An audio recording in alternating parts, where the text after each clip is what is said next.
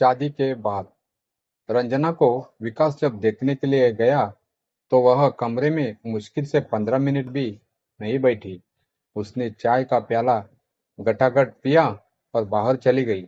रंजना के माता पिता उस व्यवहार से भावुक रह गए। माँ उसके पीछे पीछे आई और पिता रमन का ध्यान बटाने के लिए कनाडा के बारे में बातें करने लगे।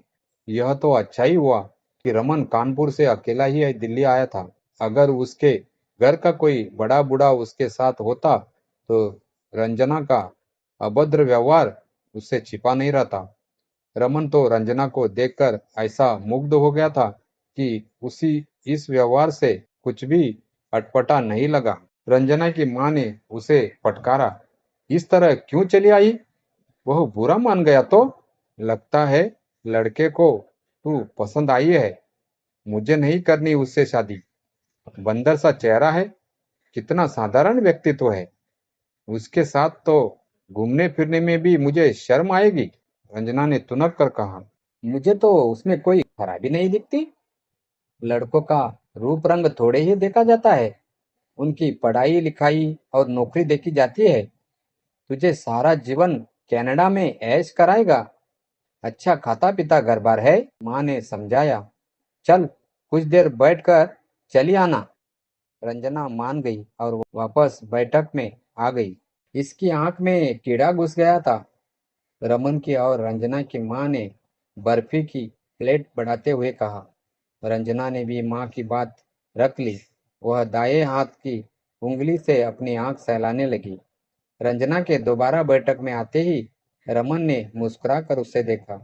रंजना ने ठंडे स्वर में पूछा, क्या करते हैं आप? रमन ने विनम्रता से जवाब दिया, मैं इंजीनियर हूँ। टोरंटो में एक मल्टीनेशनल कंपनी में काम करता हूँ। रंजना ने थोड़ा रुचि दिखाने का अभिनय करते हुए पूछा, तो कनाडा में कैसा लगता है? रमन ने उत्साह से बताया, बहुत अच्छा। वहाँ के लोग काफी विनम्र और मददगार होते हैं। मौसम ठंडा है, लेकिन वहाँ की जीवन शैली काफी व्यवस्थित और सुविधाजनक है। रंजना ने सिर हिलाया, लेकिन उसके चेहरे पर कोई विशेष दिलचस्पी नहीं थी। रमन को यह समझ आ गया कि रंजना की उत्सुकता दिखावटी है, लेकिन उसने कुछ नहीं कहा। उसने सोचा कि शायद रंजना घबराई हुई है और उसे समय की जरूरत है। रंजना की माँ ने माहौल को हल्का बनाने के लिए पूछा, रमन, तुम्हें भारतीय खाना पसंद? जी, बहुत पसंद है। माँ के हाथ की बनी दाल और पराठे तो मैं अब भी मिस करता हूँ। रमन ने मुस्कुराते हुए जवाब दिया।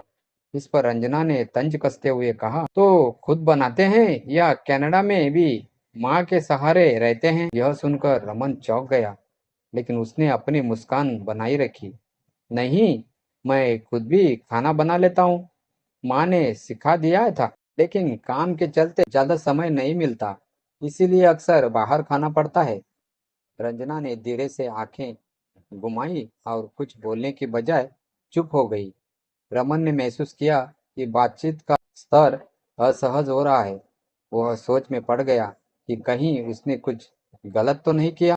देर चुप्पी के बाद रंजना की माँ ने रमन को विदा करते हुए कहा, बहुत अच्छा लगा तुमसे मिलकर। हम जल्दी ही तुम्हें अपनी राय देंगे। रमन मुस्कुराता हुआ उठ खड़ा हुआ। मुझे भी आप सबसे मिलकर बहुत अच्छा लगा। यह कहकर वह चला गया।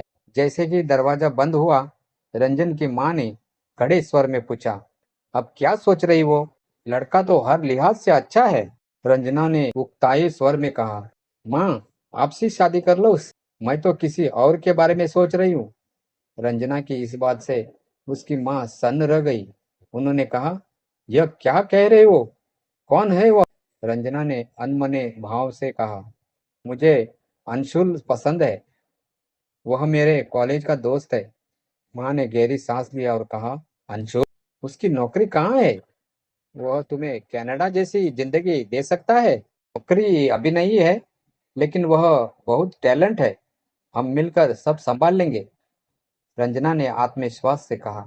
माँ ने चिंतित होकर सिर पकड़ लिया। यह फैसला उनकी उम्मीदों के बिल्कुल विपरीत था। रंजना की बात सुनकर उसकी माँ असमंजस में पड़ गई। वह समझ नहीं पा रही थी कि इस स्थिति को कैसे संभाले। उन्होंने गहरी सांस लेते हुए कहा, देखो रंजना, ये सब इतनी आसानी से नहीं होता। अंशुल का अभी भविष्य स्पष्ट नहीं है और शादी कोई रोमांटिक सपना नहीं है, यह एक जिम्मेदारी है। रंजना ने झुंझलाकर जवाब दिया, माँ, आप हर चीज को पैसे और स्थितियों से क्यों तोलती है? क्या मेरे खुश रहने का कोई महत्व नहीं है? खुश रहना सिर्फ प्यार पर टिका नहीं होता बेटी। जिम्मेदारियां निभाने के लिए स्थिरता भी जरूरी है। माँ ने गंभीर स्वर में कहा। इस बातचीत को सुनकर कमरे के कोने में बैठे रंजना के पिता ने हस्तक्षेप किया। क्या चल रहा है, मुझे भी तो बताओ। रंजना की माँ ने बात को संभालते हुए कहा, कुछ नहीं, बस रंजना का रमन पसंद नहीं है, वह किसी और के बारे में सोच रही है। पिता ने हैरानी से पूछा, कौन है वह और क्या वह हमारी उम्मीदों पर खरा उतरता है? रंजना ने दृढ़ता से कहा, अंशुल, मैं उसी से शादी करूंगी।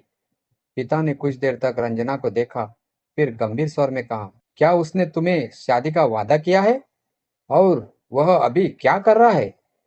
रंजना चुप हो गई। अंशुल ने उसे प्यार का इजहार तो किया था, लेकिन शादी की बात कभी साफ तौर पर नहीं की थी।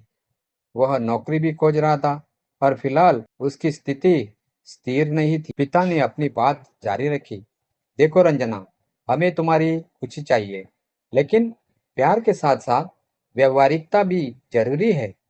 हम तुम्हें कोई फैसला करने से नहीं रोकेंगे, लेकिन सोच समझकर निर्णय लो। रंजना का आत्मविश्वास थोड़ा डगमगाया गया। वह उठकर अपने कमरे में चली गई, लेकिन उसके मन में अंशुल के प्रति अपनी पसंद पर सवाल उठने लगे। अगले दिन अंशुल से मिलने का फैसला कर रंजना ने उसे फोन किया। अंशुल, मैं तुमसे मिलना चाहती हूँ, कुछ जरूरी बात करनी है। अंशुल ने तुरंत जवाब दिया, जरूर, आज शाम को मिलते हैं। शाम को रंजना एक कैफे में अंशुल से मिली।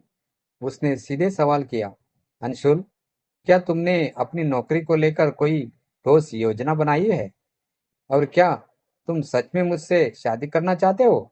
अंशुल ने थोड़ी झिझक के साथ कहा, देखो रंजना, मुझे तुम्हारा साथ बहुत पसंद है, लेकिन फिलहाल मैं खुद को शादी के लिए तैयार नहीं समझता। मुझे कुछ साल लगेंगे अपनी स्थिति को संभालने में। यह सुनकर रंजना अवाक रह गई। उसने सोचा था कि अंशुल उसे स्पष्टता और सुरक्षा का वादा करेगा, लेकिन उसकी बातें सुनकर वह उलझन में पड़ गई। रात को लौटकर रंजना ने देर तक अपने फैसले पर विचार किया।